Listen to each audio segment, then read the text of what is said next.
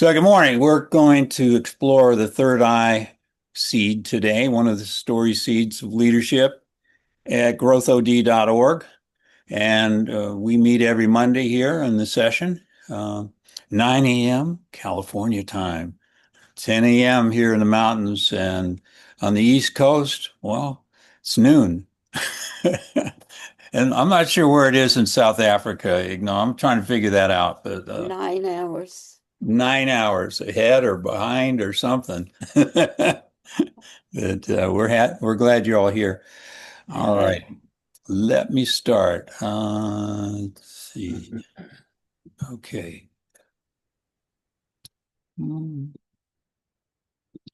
So today, the exploration is thanks to Grace Ann Rosille, who introduced me to Gurdev Sitchabanaji, and we went to India a bunch of times. And one of the things he's teaching me to do, even after he's passed, which is interesting, is to explore the Sanskrit words for these seven chakras as we know them.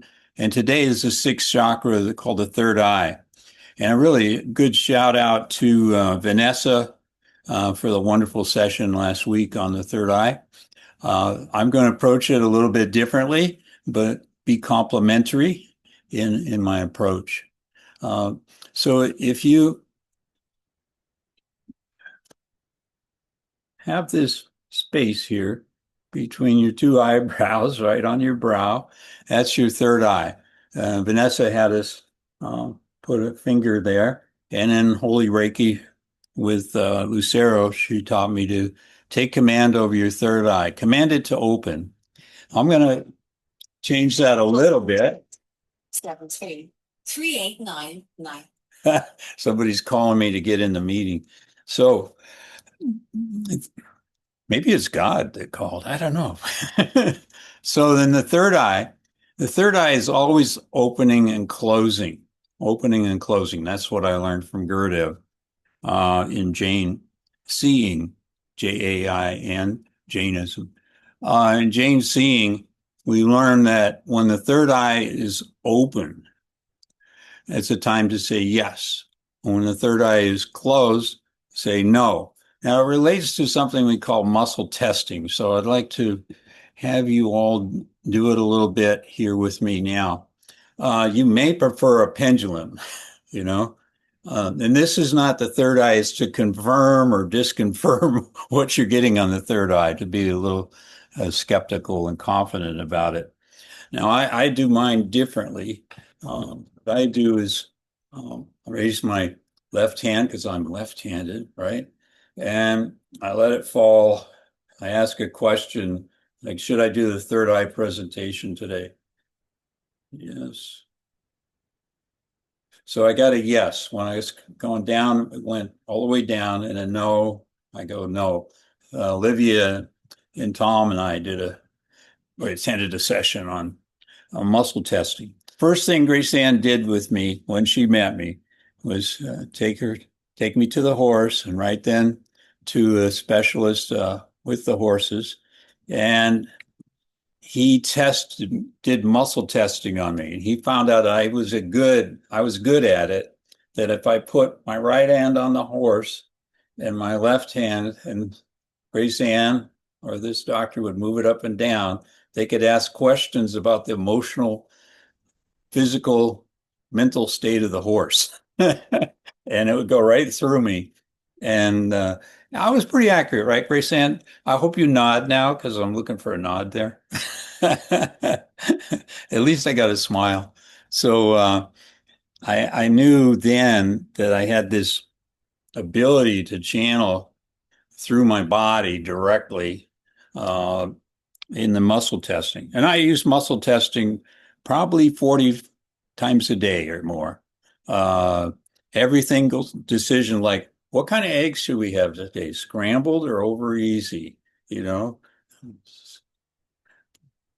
Oh, I wanted to say over easy, but it went scrambled. So I got to listen to my body because the body knows. So I want to expand on this notion today in the third eye and kind of explain a little bit about it from the Jainism perspective. And you see in the background, it says third eye seed. With whom are you attracting relations? And then we've covered the between, as part of the between. And in Growth OD, we're looking at our betweenness with organizations, families, our community, et cetera, et cetera. And with whom are you attracting relations? And we can practice to restory, to co-create new narratives and build environments for connection. And that happens, it can happen many ways, put it that way. But with the third eye, I know it's opening and closing, and I want to get in rhythm with it, resonate with it, and with that third eye. So third eye is vertical, up and down. So it's your ascension as you go through to enlightenment in Jainism. Jainism with the crown chakra and above, and we're with the sixth one, third eye, right? And we did the throat chakra, we did the heart chakra, solar plexus, etc. We started with the root chakra. All right. So in this one, chakra is an energy. So these are all energies. And in quantum storytelling, we do the observer effect. We observe the vibrations that are coming at us in all directions, behind us, front of us, side, top, bottom. So we're being inundated, for example, with 5 to 8,000 or 10,000 ads a day in social media, magazines, newspapers, billboards, people walking up the street and telling you to buy something. Except for Black Friday, I probably is 50,000 on that day. So you have the five senses, right? We see, we hear, we smell, we taste, and we touch. So those are the sensory. The five senses are trying to understand and enact all of this sensory stuff coming at us, all these ads, for example, and it's overwhelmed. So what we do with the third eye is what we call close the gates. We close the gates to the sensory and go within, and so we can kind of understand our own, what I call the lake. You'll see it in the video. The lake I'm referring to is called Wilderness Lake. I went there at 11 years old, flew on a Cessna plane and landed on pontoons on this lake. And it was going down at a vertical angle and landing on the pontoons. Well, I was there with my science professor and his son. We had to take machetes and hack away the brush to get make a beachhead, put up a tent. It was the most amazing moment in my life till I met Grace Ann. Then there were many amazing moments, but I use this because when we're looking into that lake wilderness in Alaska, Mount McKinley Range, you can clearly see all the way to the bottom, every little stone. Now, when the lake is hit by wind, the surface rolls and with waves, and you can't see to the bottom anymore. When there's a big heavy rain and debris and leaves and twigs are flowing into the lake from the streams, you can't see to the bottom anymore. So I'm using that as a metaphor in the film I'm going to show you to understand why we need to close the gates, the five gates that we learned from Gurudev, and we'll give you the Sanskrit name for each of the gates. And I think this film that I'm going to show, I just finished it this morning. I believe it does a good job. It's a little bit fluffy in ways, but the first gate, Kashaya, Kashaya, is our attachments. And I noticed the other day I got angry. That's an attachment. Had a little pride. Wasn't about greed or deceit, but how do I use the third eye to discern I'm in that gate, that it's letting stuff flow into me that I don't want? And how do I close the gate? So that's just one of the gates. There's five of them that you'll see in the video. And it takes daily practice to figure out, just like in muscle taste testing, you have to go with your yes and you have to go with your no so that you learn, okay, I went with my yes this time and I got the wrong kind of eggs. I should have gone with my no.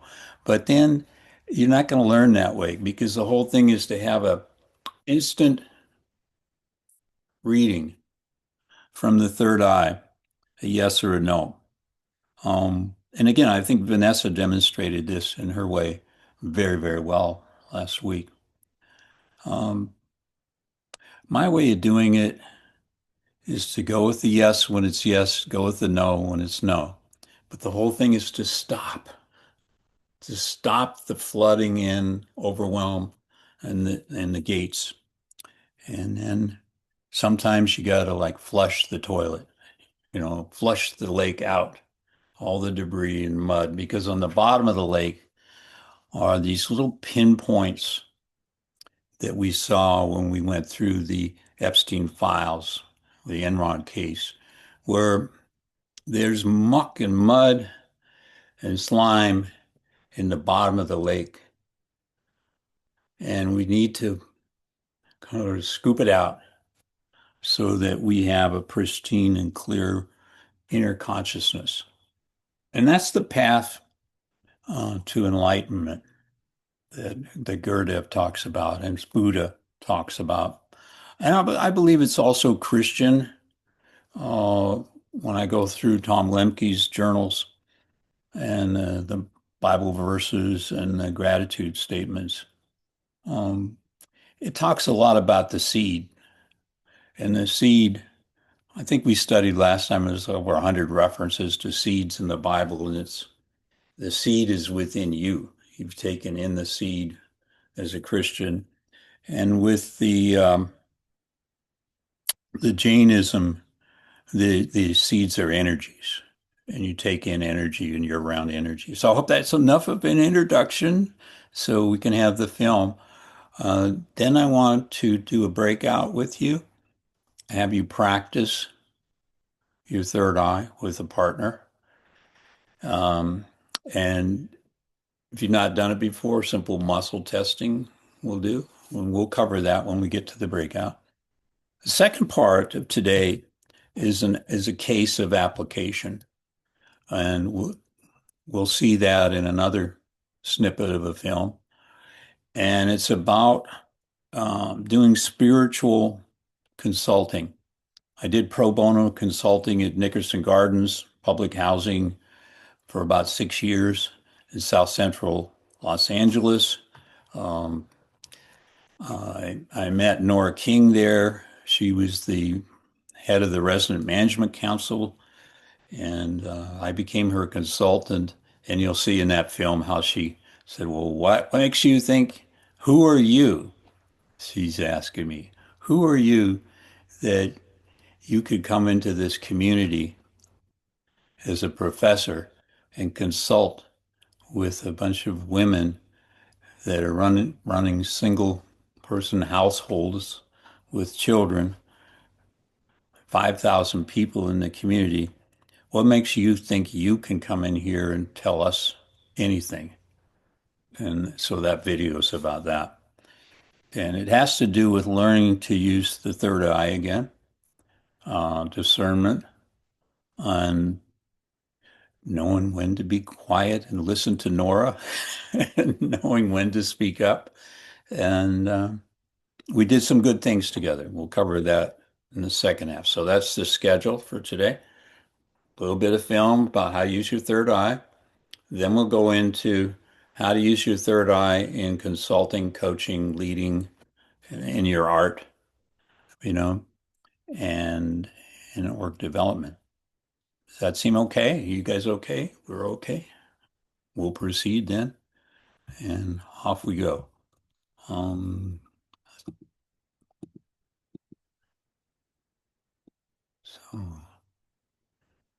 it's funny, you set up this thing and you have to set it up every time to be right.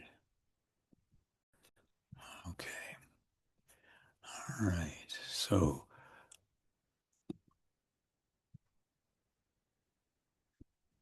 see if this worked. Are you seeing the video? Do you see the video? Okay, now we're going to work on the next part. Can you hear the video? All right, 1, 2, 3. Can you hear it? This is David Bojan, and I want to talk to you about your third eye. The third eye is the vertical eye, right here between your eyebrows on the bridge of your nose. And what I want you to notice about the third eye is you got two physical eyes on the horizontal plane and the vertical eye, the third eye. What you can do is practice daily. In fact, in each moment of the waking day, you can practice the third eye. The third eye is constantly opening and closing, opening and closing. It's like the quantum observer of our inner being. So it's observing the pinpoints of stuck muddiness in our life. And there's these 5 gates that you'll see in the film I produced. And you can watch your third eye open, close, open, close. When it's open, that's a yes. When it's closed, that's a no. You can practice this with muscle testing. I do it all the time. I'll ask a question, including me. Which leads us to the big question, right? How do you actually use it? It's the whole point, and we're going to unpack that right now.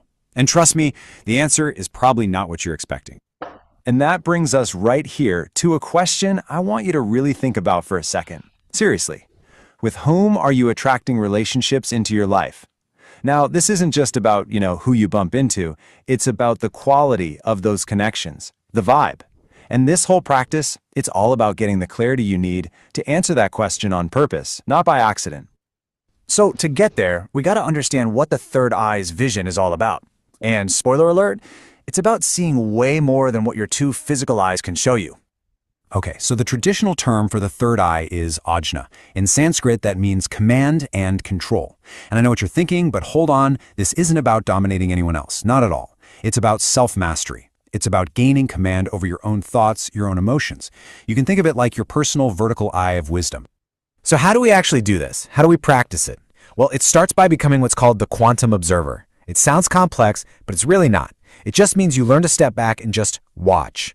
Watch your thoughts come and go, watch your feelings rise and fall, all without getting swept away by them. No judgment. It's from that place of balance that you can finally get the clarity to see what's really going on, both inside yourself and in the world around you. All right, to really get a grip on this, let's use a metaphor, a really powerful one that's going to guide us through the rest of this whole thing. I want you to imagine something. Your inner self is like a perfectly still mountain lake. The water is crystal clear, pristine. You can see every pebble on the bottom. That calm, that clarity, that's your natural state. That's the baseline we're aiming to get back to. But, life happens, right? Big storms of emotion roll in and make the water roil. The winds of pressure from work or family start creating these choppy waves. And then you've got these hidden undertows, from past experiences. Before you know it, all that stuff leaves behind debris, and your once clear lake is now murky, cloudy, and you can't see a thing. So what is all this junk that's clouding up our inner lake? Well, there's actually a name for it, and figuring this out is the absolute first step to getting that water clear again. The term is citrava, and it basically means the constant, non-stop inflow of story clutter. Just think about it for a sec. All the messages, the ads, the opinions, the expectations you soak up every single day. From society, from your job, even from your own family. All that stuff conditions you, shaping how you think and feel. And most of the time, we don't even notice it's happening. That is the source of all the mud in our lake. Okay, so if a Shrava is the problem, this endless flood of clutter, then what's the solution? There's a name for that too. Samvara. And you know what it is at its core? It's the practice of just saying stop. It's that simple and that powerful. It's about consciously deciding to put up a gate and stop that endless stream of noise from pouring in. So how do we actually practice this? How do we say stop? Well, the method involves closing 5 specific gates where all this clutter gets in. Let's walk through them one by one. First up, Gate 1, Kashaya. This is all about our own intense inner passions. We're talking about things like anger, pride, greed. You know the feeling. When those emotions just take over and run wild. They're like these massive internal storms that just churn up all the muck from the bottom of your lake. Gate 2 is called yoga. And nope, we're not talking about downward dog here. In this context, yoga means being glued to things. And we all know what that means today, right? Being glued to our screens, our apps, that never-ending scroll. It's that constant fire hose of external noise that yanks us away from our own center, always making us chase that next notification, that next like. And if you want a sense of just how big this problem is, get this. On any given day, you are exposed to somewhere between 4,000 and 10,000 advertisements. Think about that. 10,000. Every single one of them is a tiny piece of story clutter, trying to wiggle its way into your mind and influence you. That is a tidal wave of a Shrava. All right, Gate 3 is pramada. This is that feeling of lethargy. You know, when you just feel stuck, stagnant, like you're wading through mud. It often comes from being indecisive or just not really paying attention to where your time and energy are leaking out. In our lake metaphor, this is what happens when the water stops moving. It just sits there and gets swampy. Next up is Gate 4 of Vrati. This one is all about our failure to set limits. You know, boundaries. It can look like a compulsion or just plain overconsumption of, well, pretty much anything. Too much shopping, too much social media, too much news. It's like we've just opened the floodgates and are letting an endless river of trash flow right into our pristine lake, totally overwhelming it. And that brings us to the 5th and final gate, Mithyatthava. This is the end result of all the others. It's that state of just confusion, uncertainty, ignorance. When those other 4 gates have been swinging wide open for a while, this is what you get. Your lake is so murky, so full of junk, that seeing anything clearly is impossible. You can't even tell what's real anymore. Okay, so we've laid out the problem, ashrava, and the practice to stop it, samvara. But what's the point of it all? What's the payoff? What happens when we finally clear the water in that lake? Well, that's when you get to write a whole new story. The whole goal, the ultimate outcome, is to re-story your life. It's a great word, right? With that newfound clarity, you stop being just a passive sponge for all the world's clutter. Instead, you become an active co-creator. You start writing a new story for yourself with the people you choose to bring into it. So the idea is to build intentional spaces, environments where real, healthy connections have a chance to actually grow. You're no longer just reacting to whatever life throws at you. You are consciously, deliberately building the network of relationships that you want. And this quote from True Storytelling Principles really nails it. You must consider staging, including scenography and artifacts. I mean, think about that. What's the scenery in your life? What are the props on your stage? It's reminding us that we are the directors. We get to set the stage for the exact story we want to live out. Which, of course, leaves us with that classic line from Shakespeare. All the world's a stage, and all the men and women merely players. And if that's true, then this whole third eye practice, well, that's what gives you the clear vision to see the stage, to understand your character, and to choose, consciously and with purpose, how you want to play your part. So, the final question is, what role are you going to choose?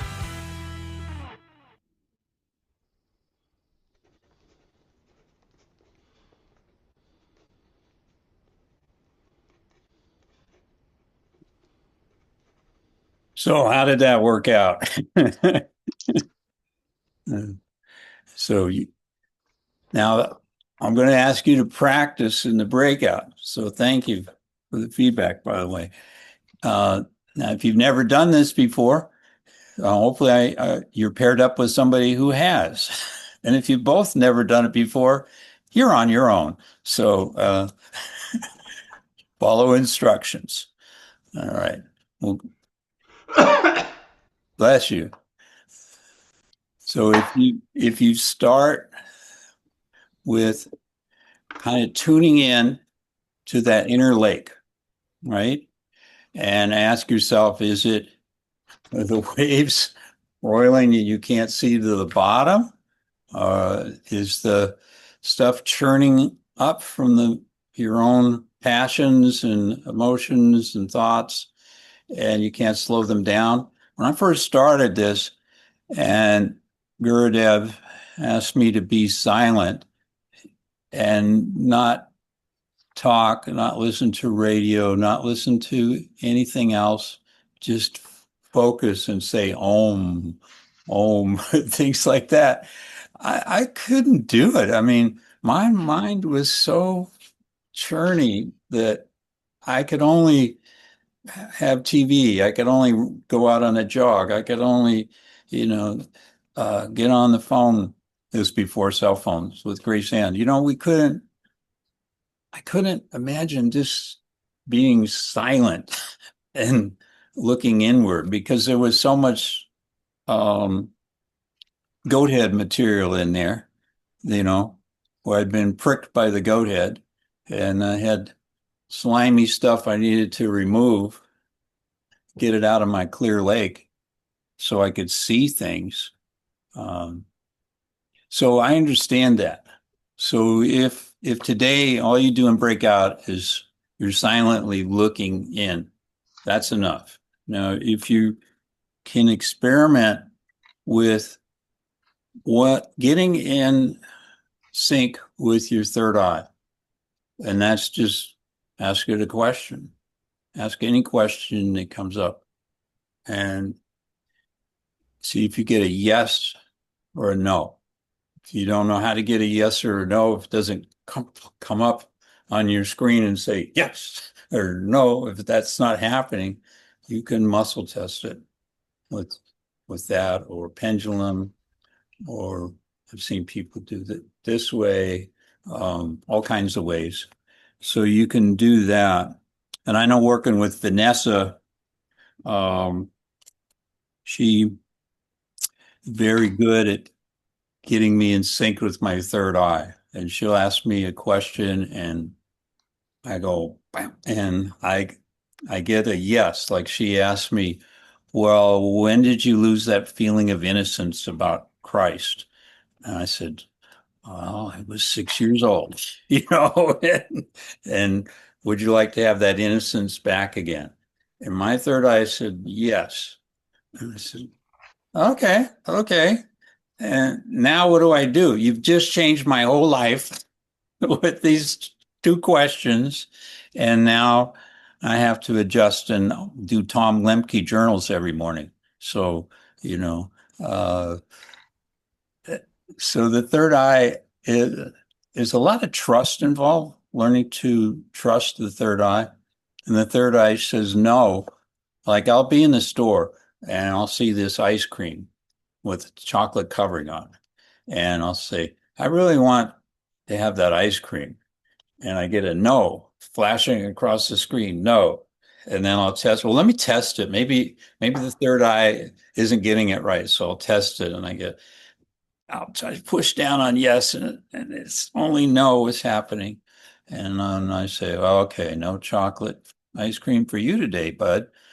So um, all we're going to do is just a little practice. Does that make sense? Hey, Olivia, go ahead. Yeah, so people talk about trusting their gut, and I know we have neurons in our gut. Is that the same thing? Yeah, your whole body is a set of energies in Jainism, and the gut one here. That's a lot of water in my gut. I used to have a lot of cancer in it. Now it's pretty much a clear lake, which is I really appreciate. But yeah, you get energy from all seven energy centers of the body. Um, and what we're trying to do in going vertically is start at the root. And we used to do this a lot, just go from the root to the gut and the solar plexus and the heart, throat, third eye, crown. And then some people add three or four more. But just to do the ascension. That's the whole path of enlightenment. We believe in reincarnation, so you all believe in whatever you want to believe. But if I don't get it right, I'm coming back as a cockroach, and I know that, so I don't want to come back as a cockroach. I'd rather come back as a frog. And maybe from a frog, I can get to be a deer, and then I can get to be a human, and then a monk, and then get it all right. So that's my path. You are on your own path. Yeah, good question. Any other questions before we move to breakout? Okay, so there's no wrong. There's only right things to practice, and you don't get there to understand third eye without practice. Yeah. We heard from Vanessa; she practiced 100 different modalities, and now she's doing well. Being, go ahead. I have a question about the arm thing. Do you just like start with a complete stage of relaxation when you do that, and you just I mean, what do you sense? Can you describe Oh, the sure, sure. sense of the yes and no, the physical sensation? How do I Absolutely. know what's a yes and what's a no? It takes practice. Um, so here's the answer that I have now. Um, So you know about the five senses, the sensory, right? And from studying about Carl Weick's enactment, we enact the sensory, we enact the senses.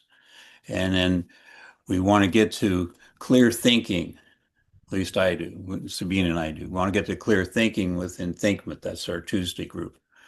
And we want to think clearly. So to think clearly, we ask questions. That helps us think clearly about our muddy water, clear water, what's the state of our lake.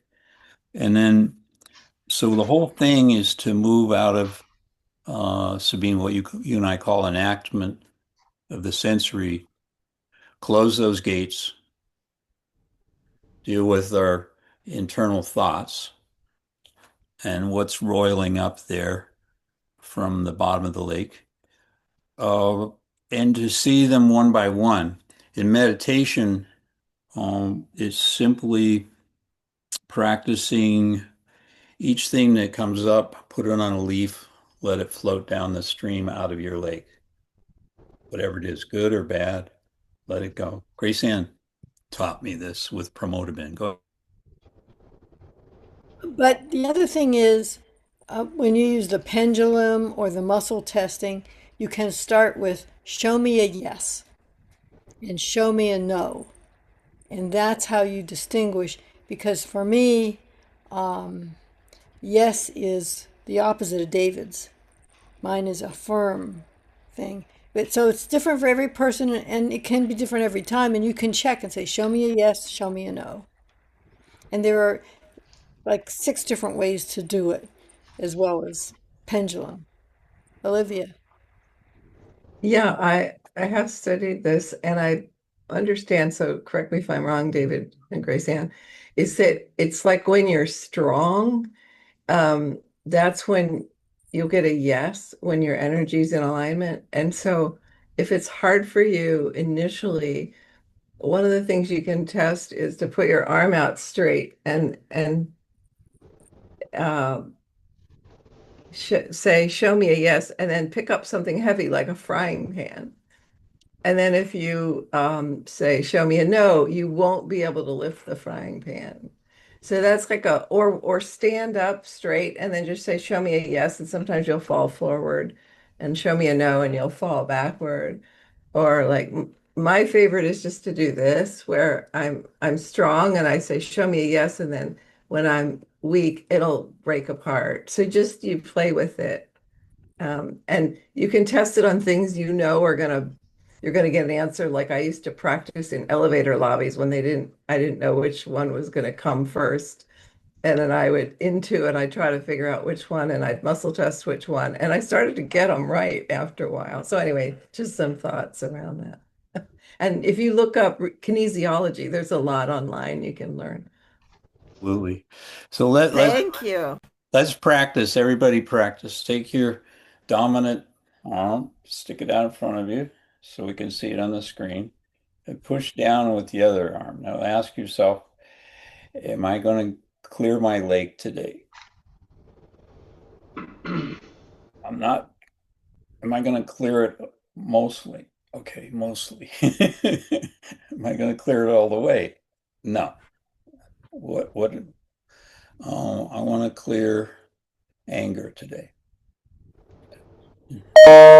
Clear something physical. So you can ask a whole set of questions and hone in on it simply. So what is a yes? What is a no? So that no has resistance. So that's a way to start to tune in. Grace Ann, go ahead, please. One other point on top of what Olivia beautifully explained was it's harder to do this on things that are close to you personally, your friends and family and yourself. And so you may find that you are sabotaging your ability to do it. So you have to have an openness to hearing the answer. And sometimes I'll say, tell me the truth. And then I get a different answer than what I had before. If I'm suspecting that I'm, wishful thinking, I'm hoping that it goes this way. So there's an element of openness too. That's a good, great example, Grace Ann and Olivia. Thank you. Good questions. Tom, please. One thing I do is I start out asking myself, is my name Tom Lemke? Is my name John Smith? And am I here now? Am I present? So that just asking myself something that I know is absolutely true, is my name Tom Lemke, it makes it move. So just a thought. Thank you, Tom. I think that gives us all a lot of things to practice a little bit. So we're not going to get it all done today in a 10-minute breakout. But if you practice every day, you will get clearer and clearer. I guarantee your money back. Okay? Your money back. All the money you've spent on me. So, okay.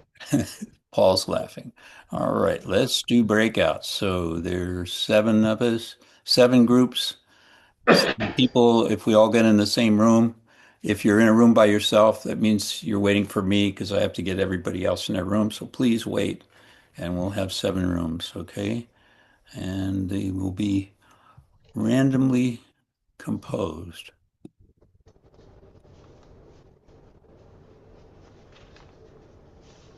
Oh, wow. Well, that looks like a wonderful lineup. That's great. All right, Carl, wait for me. The rooms are open.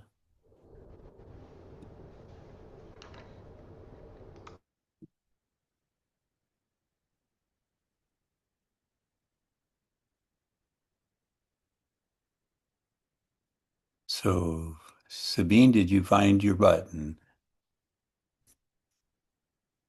Let's see what I can do for you.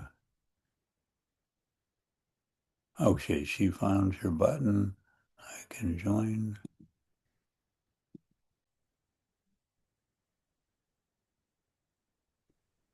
Okay, I'm now going to stop the recording, Zoom recording.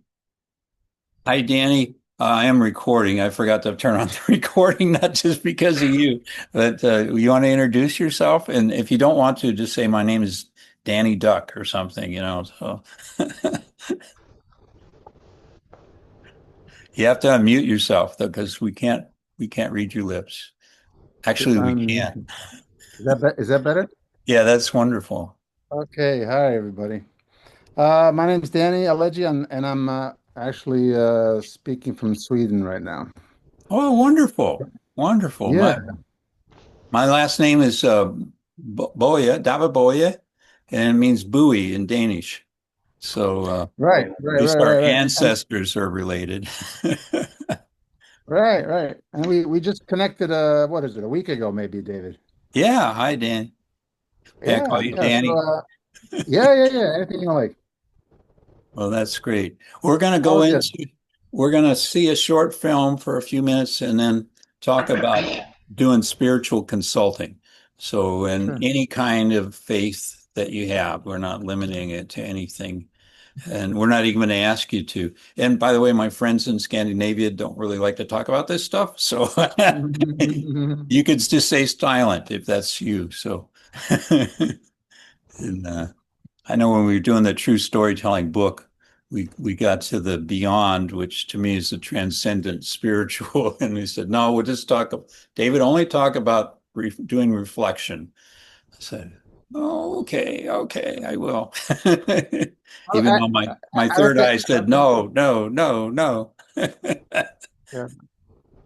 Well, I mean, in just a few seconds, I'm from the States, but I grew up in Italy, and I ended up in Sweden on a university appointment to teach film theory and practice. And it's supposed to be a 3-year appointment, and then we just never came back. We had some windows to return to LA, and I asked my kids, "Does anybody want to go back?" And I never got yeses, you know.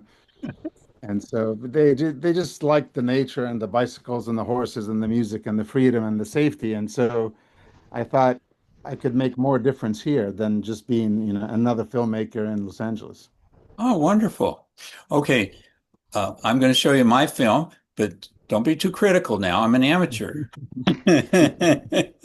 Good. I love amateur films. But I'll take your feedback afterwards because I want to learn. So thank you and welcome. All right, so let me uh, talk to you a little bit about this film before I show it to you. So when I lived in Los Angeles, and, I volunteered for 15 years, and I volunteered to go to Nickerson Gardens, South Central LA, in an area called Watts. And they needed a consultant. And I did it pro bono. I went there and I met the women of the Resident Management Council. And I went in and I waited to see Nora King. She was the president of the Resident Management Council. And the first thing she said, what makes you think, Professor Bochi, that you can come into our community and tell us anything? You haven't lived here. You haven't lived this life. What makes you think you're the person to do this? I'm thinking to myself, I'm free for one thing, but no, I said I'd treat it seriously. Third eye, say, well, what do I say? I got a yes on telling this story. So I grew up on welfare. My dad left my mother, abandoned her for an 18-year-old secretary. We were living in France. We went back to the state of Washington, to Spokane, and he made a couple of alimony payments. They got in a tiff. He got fired from his job. He couldn't send any more money. So I spent my high school years in torn jeans, which at that time people didn't wear torn jeans because they're cool. You didn't do that in the late 60s. So anyway, I'm in there and I can't afford to get the tooth fixed that's chipped on the front, so I can't date. I had no money. I'm working at Kraus Greenery, a greenhouse in the fields for like 80 cents an hour on Saturdays and skipping school in summers and giving the money to my mother. She's got 2 kids in diapers. She doesn't know how to drive. We're on welfare eating welfare cheese, slabs of and lard to cook cheese sandwiches with. So that was my life. And so I've always wanted to do something to help mothers in the community since I was in that situation, and now I can. So they kind of looked at me. They're sitting there in a panel, about 6 people, all women, and Nora King. And Nora says, let me give you a hug. And I got one of the first hugs I had in my life, other than in a marriage or something. My mother didn't hug. She was kind of Scottish, didn't believe in hugging. Raised with Dr. Spock, and they didn't pick up their kids when they screamed in the crib, and they didn't hug. Um, so I got my first hug when I was coming out of boot camp, and my dad hugged me. I met him in New York with his now 19-year-old wife. And he said, I went to the I'm okay, you're okay therapy. Anyway, so that's my story.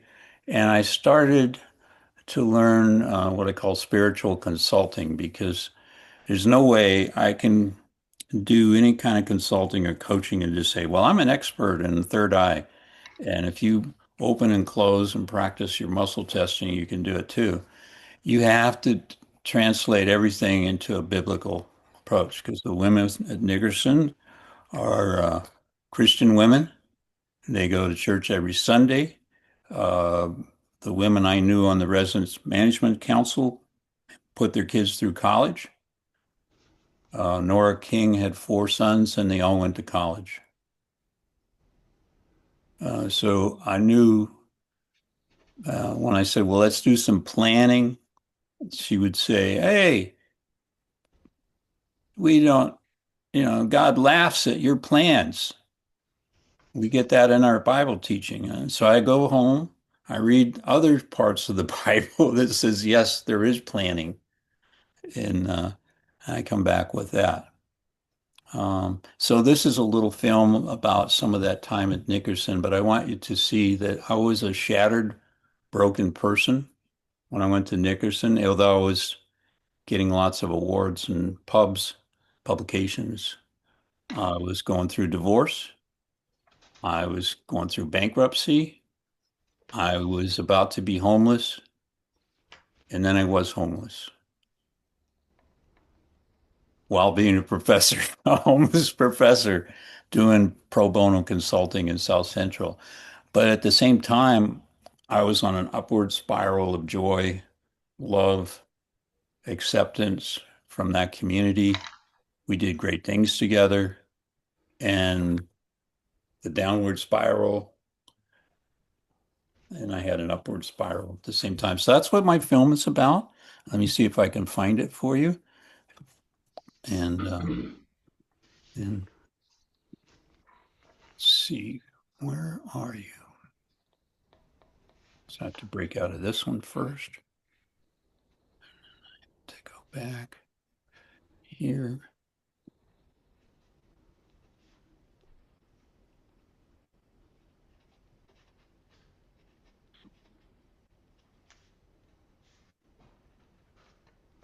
All right, so this one here. I'll try this one. We'll see how it goes. Let me find the clips. Skip my introduction. We'll start in the middle of the film. Okay, that way you're going to miss all the good parts. Okay.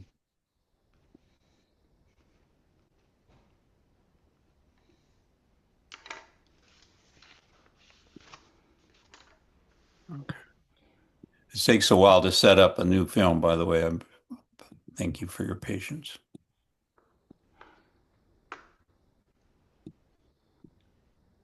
All right.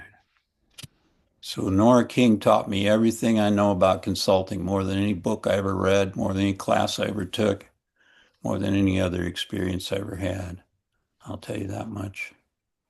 So is everything lined up? No. Okay. 2 more items. Good. Story. It's about a kind of leadership that's, well, completely different. It doesn't start from a place of power or strength, but from absolute rock bottom. It's a journey that shows us how real, deep connection actually happens, and it all kicks off with one simple but really profound question. So here it is. With whom are you attracting relations? Now, I know what you're thinking. That sounds a lot like business school networking advice, right? But the story we're about to get into, it takes this question and turns it into something way, way deeper. See, this isn't about how many LinkedIn connections you have. Not at all. It's about something else. It's about developing this authentic presence, this vibe that just naturally pulls the right people towards you, the people you're meant to create things with. We're talking about real transformation here. And our story? Well, it starts in about the last place you'd expect. Okay, so let's meet our main character, if you will, Professor David Boge. And his journey into this whole new way of thinking about leadership, it didn't come from some brilliant academic insight or a lecture hall epiphany. Nope.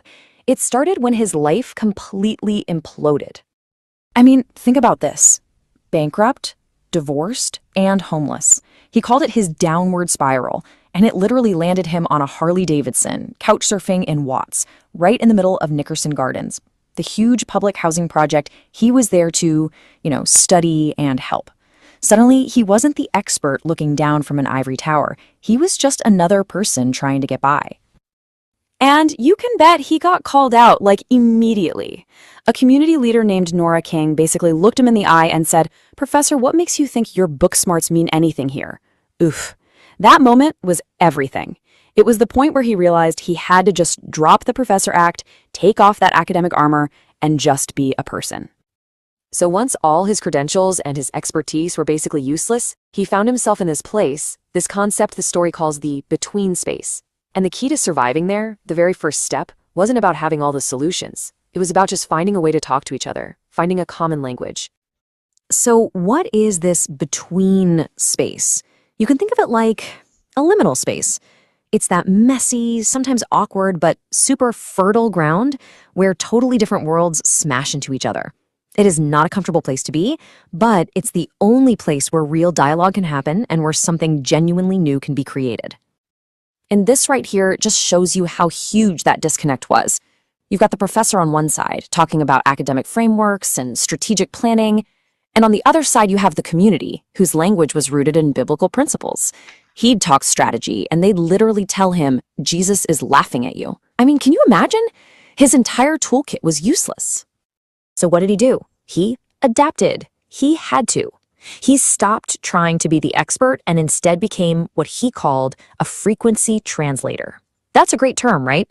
He literally went home, started reading the Bible, and looked for strategic principles within their framework. He found stories like Nehemiah rebuilding the walls of Jerusalem and used that to translate his ideas into a language they understood and respected. Genius. Okay, so now that they were actually speaking the same language, the real work could start. And it all revolved around this powerful idea called restorying, which is pretty much what it sounds like. Actively, intentionally changing a community's story from the inside. Because look, this was the story everyone on the outside knew. The media, the police, they all painted Nickerson Gardens as this war zone, gangs, drugs, violence. That was the official story. A really heavy, suffocating narrative that they had to fight against every single day. But what Boge found on the inside was completely different. He started noticing what he called little wow moments. These little glimmers of a different truth. It wasn't a war zone. It was a place where women were the real peacekeepers, where there was this whole thriving underground economy, where people have this incredible vision for their own future. It just goes to show you, right? You have to look past the headlines. And that is the heart of restoring. It's not about manufacturing some feel-good story. No. It's about collecting these little moments of actual truth, these little wow moments, and weaving them together to create a new story, a story that's more true, and one that gives people the power to shake off the old negative labels. And guess what? It totally worked. Their first huge win was landing the first ever Peace Corps grant that was initiated by a community. Think about that. This wasn't some top-down handout. This was something they earned, something they built themselves from the ground up based on their new story. But you know how it goes. Winning the grant is one thing. Having to stand up and defend that win and your story in public, that's a whole other battle. And this is where things get really dramatic. Okay, picture this. They're at City Hall for the award ceremony. The mayor gets up and starts taking all the credit, right? Making it sound like his big idea. But Professor Boge is on stage and he gently corrects the record. Then he invites Nora King up. The mayor tries to wrap things up, end the ceremony right there. But it was too late. The mic was live. And Nora King walks up to that podium, and in front of everyone, she just takes their story back. She says, "You all did not do this. The women of Nickerson Gardens, they did this." Wow. In that one moment, she reclaimed their power, their agency, their narrative. It was just an absolute masterclass in owning your truth. So, amazing victory, right? But with great success comes new problems. Now the community itself was facing an internal power struggle over what to do next. And Professor Bolche, well, he was stuck right in the middle again, having to figure out a whole new way to lead from that between space. Basically, two different leaders popped up with two totally competing visions for the future. You had Nora King, who was the gardener. Her vision was all about building up the community from the inside, making it sustainable. Then you had her successor, Pam Griffin, the travel agent. Her idea was to train people up so they could get good jobs and leave. Two completely opposite philosophies. And Boj? Yep, smack dab in the middle of it. This is when he took on this new role. He decided to become the buoy. And think about what a buoy does, right? It doesn't steer the ships, it doesn't tell them which way to go. It just stays anchored, stays visible, and marks a safe channel through choppy, dangerous water. That's what he became. A stable, impartial presence that was there to help, but not to choose a side. So this whole thing was an 8-year journey. And after all that, what's the big takeaway? What's the elixir, so to speak? More importantly, how can we actually use this idea of being the buoy in our own lives, in our own work? Well, it really boils down to 3 actionable things. First, tune your antenna. You gotta know which signals to pay attention to, and just as important, which ones are just noise to filter out. Second, manage energy flows. This means you can observe all the drama and the politics and the pressure without getting sucked into it. And finally, number 3, anchor in your true self. You have to be grounded in who you are and what you stand for, especially when the waters get rough. And this brings us full circle, all the way back to that first question. The big lesson here is that you don't attract these life-changing, transformative relationships by networking or strategizing. You attract them by being real, by being authentic, by showing up without all the armor on. It's about having that stable, anchored core. At the end of the day, who you are is what determines who you connect with. So I'm going to leave you with a question to chew on. Think about your world, your company, your community, maybe even just your own family. What's the dominant story that might be holding people back? And more importantly, what's the new story? The one that's full of all those little wow moments that you could help bring to life if you were willing to.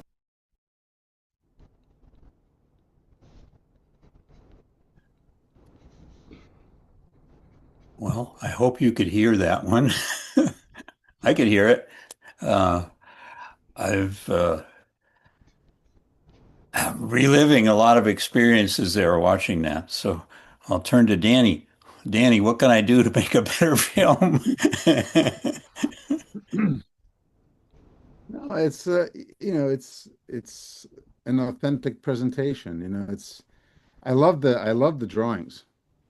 Yeah. I think that the world that you're in is really warm, and it's everything is sort of swirling around, and so it forces you into an active listening mode. You have to sort of figure out what's going on. So you're sort of animating on your own as you watch it, and that was good. Yeah.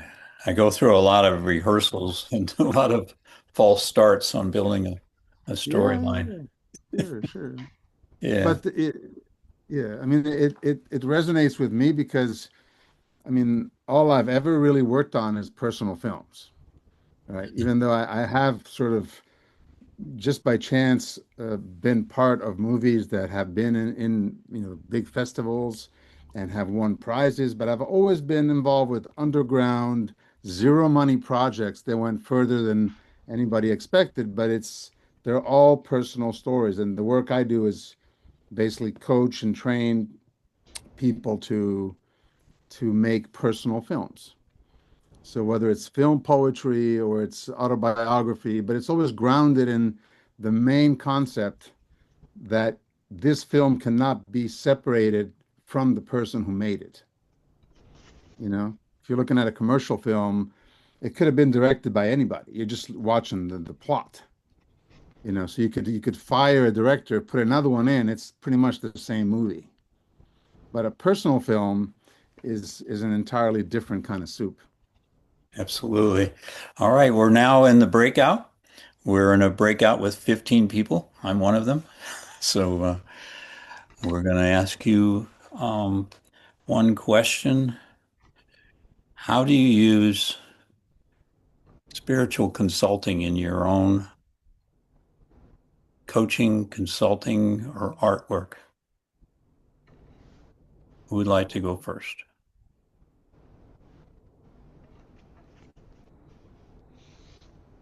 Can you give an example?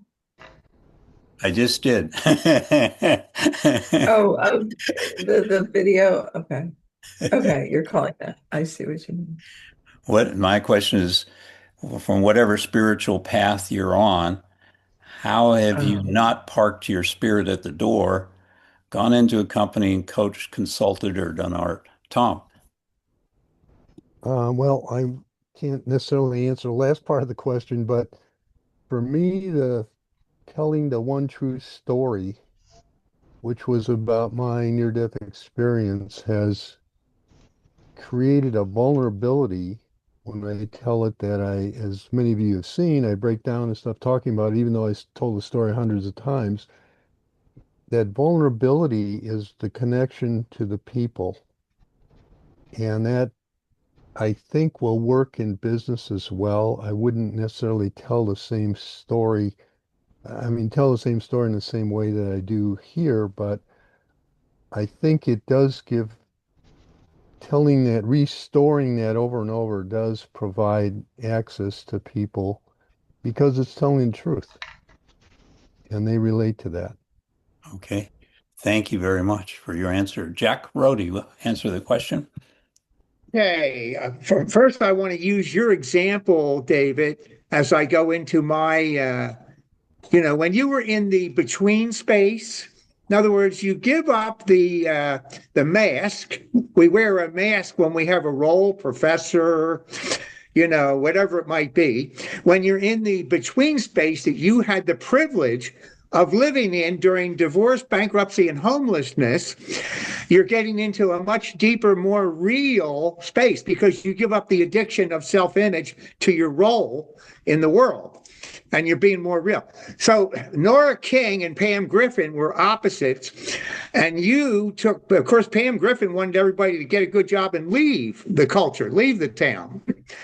Whereas Nora King had really probably a good solution, but you, playing the middleman, got into more of a spiritual place where, okay, what's your core value and how does that decide on what's best for you? What's your core value has to be something somewhat spiritual.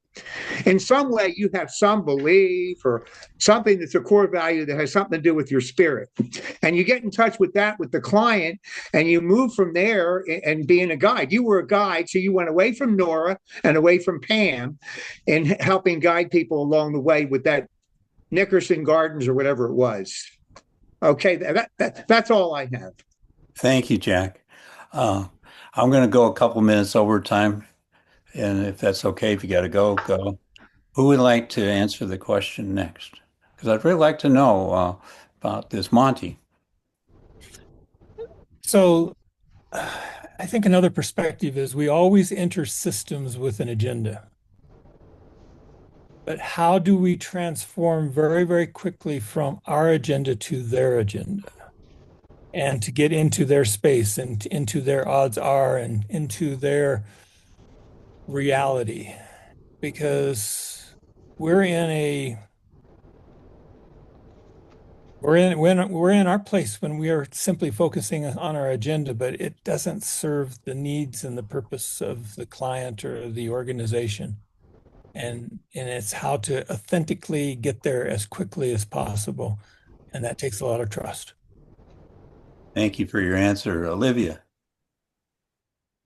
When I first entered the corporate world, I had been a kind of a mom and a spiritual seeker for many years. And I really thought I was I got a job at a credit card bank. in San Francisco, and I really thought I'd landed on a foreign planet. It was so hostile and fear-based, and I decided that I would just stay in my heart. And I sought out people to talk to privately about spirituality. A lot of them from India and Asia were the ones that were really open to talking about it. But then over the years, as I became a consultant and I noticed the companies that treated their people well, and I did some academic research on it, wrote that book. And now I'm basically going in believing that God is love. And if you use love and gratitude, and this is what Tom and I are partnering with and speaking on at the conference, is I believe bringing these values and these behaviors of love and gratitude into your company is going to actually make you more money. It has all these other amazing benefits for everybody. But I feel like because we have the left brain and the corporate credibility, we can actually go to a CEO who's angry or fear-based and say, you know what, you want to make more money, start loving your employees. So I feel like that's how we're getting ready to really bring our spiritual values into corporations even more. Thank you very much. Got a time I'm on overtime, Grace Ann, but I want to get a couple of comments in uh, from you. So who can answer the question next? You have an answer. Carl, go ahead. Just a few things. When you think spiritually, when I was at State Farm Insurance, I would meet with subject matter experts so we could build knowledge-based systems. And to really do a good job, it was like, kind of shut down the analytical mind, but really getting the pure-hearted thinking mind. So I thought, well, how do I like clear my mind to pay attention? And how do I prepare my heart to really focus? So if I'm worried about signing up my kids for soccer practice, that's a distraction. So just put it on a note, get to it later on. Like, okay, I can put this on the back burner, but if I'm distracted by my other responsibilities, I'm not present. I said, but okay, so how do I, like say again, open my cup, open some space to actually listen more fully. But the biggest thing is like when you think the best thing you can give another person is your undivided attention, like, and how do you give something you haven't received? Well, I would focus on one of my aunts who was a principal of of an elementary school at a time when women weren't principals of anything. In 1959, she became principal, but she did not have children. But she really like paid more attention to me than my own parents about what I wanted to study, what I wanted to learn. So I thought that gift of her undivided attention is like, I'm going to give this to the expert I'm with. It's like, I've received it and I'm going to give it again. So I'm not giving out of emptiness. It's not a sacrifice. I have it to give. And so when you give that full attention to somebody who's like the quiet hero in the organization, who does their work and doesn't really, and gets more work for doing a good job, they're just so connected with you because you were so present. So it's like being the anchor or the buoy, being stable, when things are like anxiety provoking, but really have that heart centered. I want to give you my full attention, and let's see what we learn from that. And that's feel like that's a spiritual presence that I would bring in a corporate world. Wonderful answers. Thank you all for staying a little bit. I don't want to put everybody on the spot, and I know Grace Ann is very disciplined, likes to end on time. So this has been Growth OD, and we meet every Monday, and we meet on Zoom. It's free, and we go into deep topics of love and gratitude and spiritual growth and other kinds of topics you don't normally hear in the boardroom. So, and we train coaches, we train consultants, we train trainers, and I think we got a heart for what we're doing. I'm really proud of everybody. This will be the last session while we're breaking for the holidays. Then in Thinkman's meeting tomorrow, we're going to get ready for the last seed, which is the crown chakra. And we're going to come back after the holidays, present that. And then we're going to open it up to all of you doing your things in a series. I don't know, Jack Rhodey is ready. I'm hoping Olivia is ready. Carl, ignore whoever's going to go in that series. We're going to do a series with you as this editors, what you're doing, talking about something from your heart and bringing it to the stage here. So, one last thing, don't take your role in life too seriously. When you do, it's hard. Well, when you do, try to get in touch with your third eye when it's opening and closing and gives you wonderful answers. And I appreciate you all being here. Thank you very much.